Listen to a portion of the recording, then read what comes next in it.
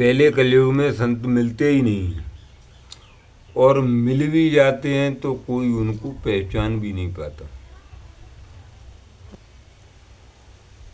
जा संत की होए न हाथी कह दे, जब तक भक्त होए न साची।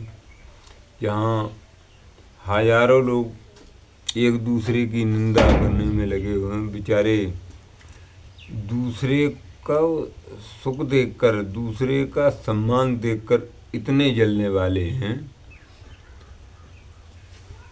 कि खुद तो बेचारे कुछ कर नहीं पाते, मगर दूसरे का सम्मान देख करके इतने जल के बेचारे कोयला बने जाते हैं।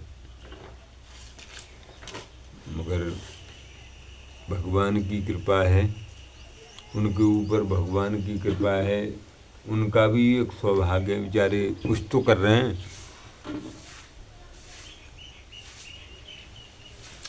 कलयुग में पहले संत मिलते नहीं, और भी मिल भी जाते हैं तो उन्हें कोई पहचान नहीं पाता। कृपया संत के गुणों का वर्णन, ताकि उन्हें पहचाना जा सके।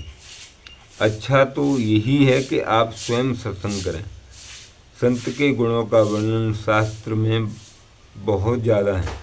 गीता में भी बहुत से स्थान उनके गुणों का वर्णन है, जैसे 2 अध्याय में स्थित प्रज्ञ वर्णन है, 12वें अध्याय में भक्ति का वर्णन है, 13वें अध्याय में जिज्ञासु का वर्णन है, 14 अध्याय में गुणातीत का वर्णन है, 16 अध्याय में देवी संपत्ति का वर्णन है, और 18 अध्याय में विवेकी जिज्ञासु का वर्णन है। आप स्वयं बैठकर उनके गुणों का चिंतन करें, जिनमें एक कसौटी अपने मन में धारण कर लें।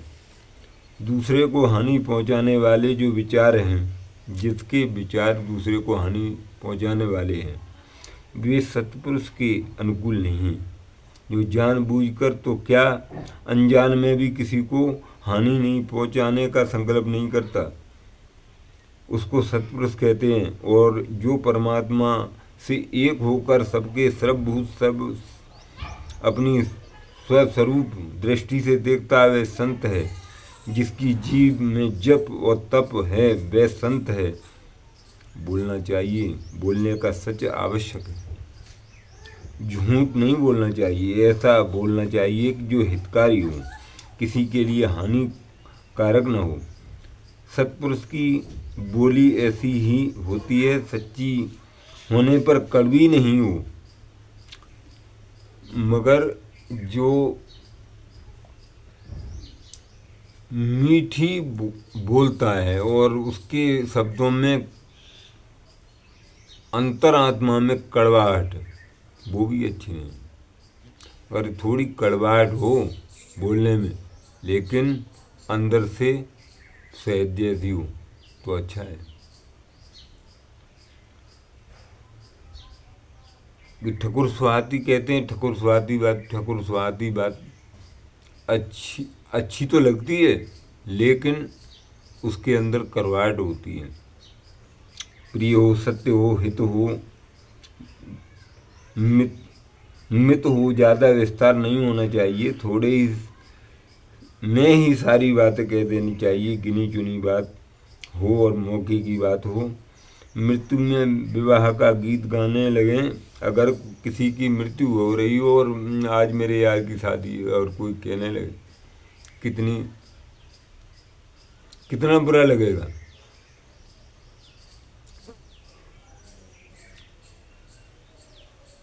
तो मृत्यु चर्चा में करने लगे, ये गलत है। इसलिए हम जो भी बातें करें मौके की हो, आवश्यक हो, थोड़े में हो, प्रिय हो, हितकारी हो, सत्य हो, उससे किसी का उद्योग ना हो, किसी का अपमान ना हो। आप उसे सत्पुरुष ही पहचान कीजिए। सत्पुरुष कैसा होता है, ये बात देखनी चाहिए कि उसका चंदन कैसा है, उसका माला कैसी है, उसके कपड़े रंगे हुए हैं। ये सत्पुरुष की बात नहीं है। सत्पुरुष की बात तो यही है, उसके हृदय में, वाणी में, कर्म में सद्भाव भरा हुआ है या नहीं। भवभूति है, रामचरित नाटक तो नहीं है। सत्पुरुष की पहचान दी है। सत्पुरुषों के जीवन का रहस्य क्या है, उनकी रहनी प्यारी होती है या नहीं, उनकी जीविका प्यारी है या नहीं, उनके मन में प्रतिभाव है या नहीं, विनय की मधुरता होती है नहीं, या जीवन विनय से भरा हुआ है कि नहीं, ऐसा रसीला होता है कि हमेशा आनंद बरसते हुए मधु क्षरण करते में 24 घंटे कितना भी कोई दुख क्यों न हो मुंह में मुस्कान रहती है, वही योगी अच्छे होते हैं।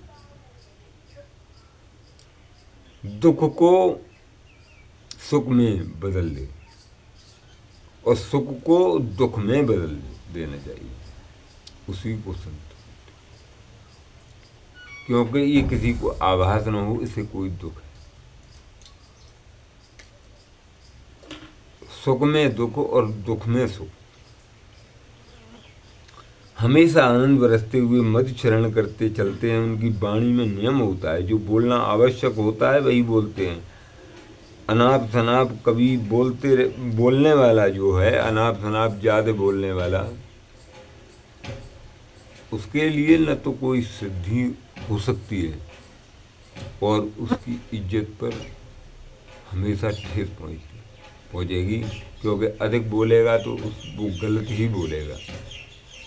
अधिक बोलना साधु को अच्छा नहीं, न ब्राह्मणों को अच्छा है, न किसी की इज्जतदार सम्मान वाले को अच्छा है। सबका कल्याण हो ऐसी बात बोलते हैं। उनका व्यवहार हमेशा एक तरह का होना चाहिए। गरीब से भी मिलें, धनी से मिलें, सबका बराबर सम्मान हो। कल मिलें, रोज मिलें, देखो गरीब के पास जाओगे तो तुम्हारा इतना सम्मान देगा वो अपनी औकात से भी ज़्यादा। और रईस के पास जाओ तो तुम्हें घमंड के मारे इतना सम्मान, वो सम्मान देने वाला नहीं। इसलिए गरीब के पास जाओ, रईस के पास जाओ, सबके साथ पास जाओ। उनके व्यवहार में किसी प्रकार का परिवर्तन नहीं होना चाहिए। सत्पुरुषों का व्यवहार ऐसा ही होता है।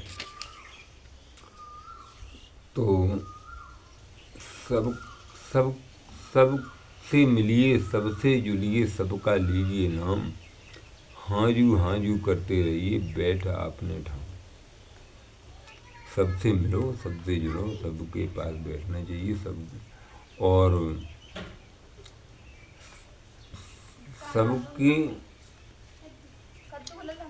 सबके कल्याण का ही मार्ग अपनाना चाहिए। सबका कल्याण, जो कर रहा है बुरा वो उसे भुगतना अवश्य ही है। ऐसा नहीं है कि वो भुगतेगा नहीं, उसको एक एक शब्द का जवाब देना पड़ेगा, उसके एक झूठ का जवाब देना पड़ेगा। हर किसी को जवाब देना, अच्छे अच्छे ऋषि मुनियों को उन्हें संकट सहना पड़ा है। बुरे कर्म का दंड अवश्य मिलता है, चाहे 1000 जन्मों तक मिले, और अच्छे कर्म का फल भी जरूर मिलता है, चाहे 1000 जन्म तक मिले। ओम नमो नारायण। ओम।